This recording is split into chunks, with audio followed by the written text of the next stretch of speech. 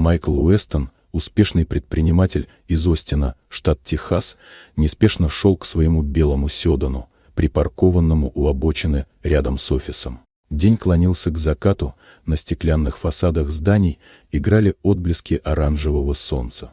Это был один из тех вечеров, когда город замирал в полусонной тишине, и ничто не предвещало перемен.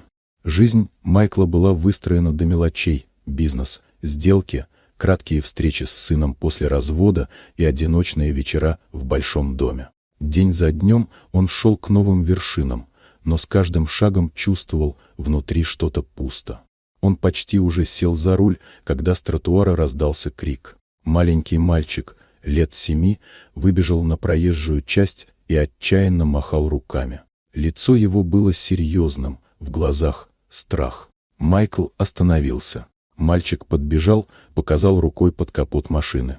Подойдя ближе и открыв капот, Майкл увидел, как среди мотора дрожит крошечный серый котенок. Он вжался в угол, испуганный и едва слышно мяукающий. Мальчик оказался прав, и если бы Майкл завел мотор, все могло закончиться трагически.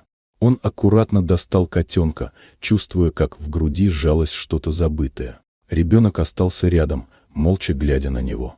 Котенок был жив, но испуган. Майкл подумал, что мог просто отнести его в приют, но почему-то не смог.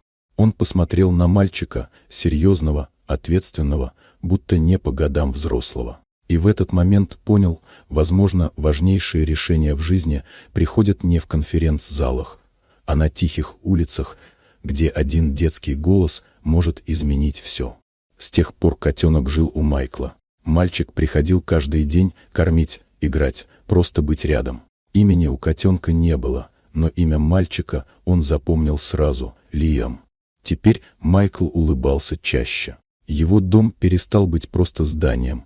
Он стал местом, где слышен смех, где кто-то ждет, где живет жизнь. А все началось с одного голоса, что однажды крикнул: «Не садитесь в машину». Вот такая удивительная история. Дорогие друзья, если вам понравилось видео, поставьте лайк, а также подписывайтесь на канал, впереди еще много интересного.